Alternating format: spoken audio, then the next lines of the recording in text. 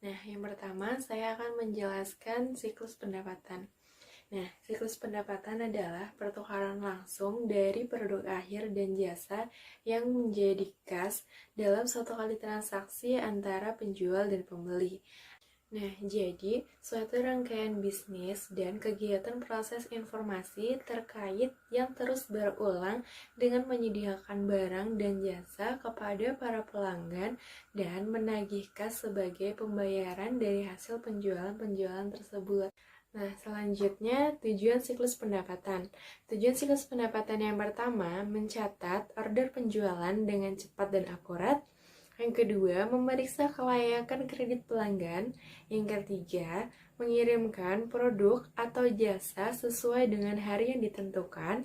Yang keempat, melakukan penagihan dengan tepat waktu dan akurat. Yang kelima, mencatat dan mengklasifikasikan penerimaan kas dengan cepat dan akurat. Yang keenam, posting penjualan dan penerimaan kas pada buku pembantu piutang yang sesuai. Yang ketujuh, mengamankan produk sampai barang dikirim. Dan yang kedelapan, mengamankan kas sampai didepositokan. Selanjutnya kita akan ke fungsi siklus pendapatan. Fungsi siklus pendapatan itu ada 6. Yang pertama adalah mendapatkan pesanan dari pembeli. Yang kedua, mencatat dan memproses data penjualan. Yang ketiga, menyiapkan barang yang akan dijual kepada pembeli. Yang keempat, menyelenggarakan catatan piutang.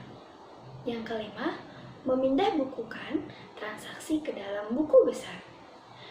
Dan yang terakhir, menyusun laporan keuangan dan laporan lain yang diperlukan. Berdasarkan definisi Romney dan Steinman, terdapat 4 macam aktivitas dasar dalam siklus pendapatan. Di antaranya, yang pertama adalah memasukkan pesanan penjualan. Yang kedua, mengirim pesanan. Yang ketiga, penagihan atas piutang usaha. Yang keempat, menerima pembayaran. Selanjutnya akan dijelaskan satu persatu. Selanjutnya, 3 konsep siklus pendapatan. Yang pertama, sales order processing. Yang kedua, sales return procedure. Yang ketiga, cash receipt process. Sales order processing adalah kegiatan menerima dan memproses order dari customer, mengisi pesanan, dan mengirimkan produk ke customer. Customer di sini membayar pada waktu tertentu dan dengan benar memastikan transaksi. Bagian penjual mencatat dengan detail untuk pemesanan di form order. Transaksi akan disetujui oleh bagian kredit. Nah, nantinya setelah itu akan diantar oleh bagian gudang. Untuk barang, slip pengiriman, serta bon akan disiapkan oleh bagian pengirim dan yang nantinya akan diterima oleh customer. Untuk bagian otoritas berbeda dengan bagian sales order processing. Untuk control inventory terpisah dari bagian gudang dan untuk piutang dagang terpisah dari bagian general ledger control account. Yang pertama, memasukkan pesanan penjualan. Siklus pendapatan dimulai dari menerima pesanan dari pelanggan. Selanjutnya, departemen bagian pesanan penjualan akan melakukan proses memasukkan pesanan penjualan yang mencakup 3 tahap. Yang pertama, mengambil pesanan dari pelanggan. Yang kedua, memeriksa dan menyetujui kredit dari pelanggan. Dan yang ketiga, memeriksa ketersediaan persediaan. Yang kedua, mengirim pesanan. Aktivitas dasar kedua ini dalam siklus pendapatan adalah memenuhi pesanan pelanggan dan mengirim barang dagangan yang diinginkan tersebut. Proses ini terdiri dari 2 tahap, yaitu yang pertama, mengambil dan mengecek pesanan. Yang kedua, mengirimkan pesanan serta dokumen pengiriman atau surat jalan. Sistem fisik informasi accounting merupakan kombinasi teknologi dan aktivitas manusia. Perusahaan kecil memiliki sedikit dalam hal teknologi dan lebih kepada prosedur manual. Sedangkan perusahaan besar lebih banyak dalam hal teknologi dibandingkan proses manual. Pemisah dari 3 fungsi diantaranya adalah yang pertama, otoritasi dari transaksi harus terpisah dari proses transaksinya itu sendiri. Yang kedua, aset tahanan harus terpisah dari aset yang dicatat.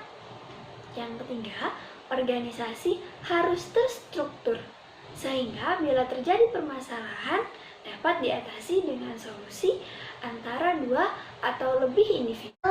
Return producers merupakan bagian dari siklus pendapatan yang memperhitungkan berapa persen penjualan dikembalikan oleh customer dengan alasan seperti mengirim produk yang salah, produk yang cacat, pada saat pengiriman terjadi kerusakan barang, produk tidak sampai tepat waktu, sehingga customer menolak barang tersebut.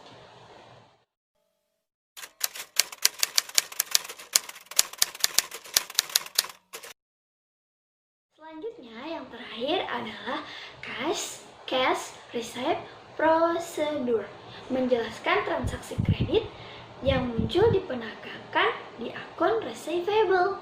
Pembayaran akan dilakukan pada masa yang akan datang sesuai dengan peraturan yang ada. Prosedur cash receipt akan dilakukan pada kejadian berikutnya. Hal ini termasuk menerima dan mengamankan cash, mendepositkan cash ke dalam bank, menyamakan pembayaran dengan customer, dan menyesuaikan dengan akun yang sesuai, dan mencatat ke akun dan merekonsiliasi detail keuangan dari transaksi.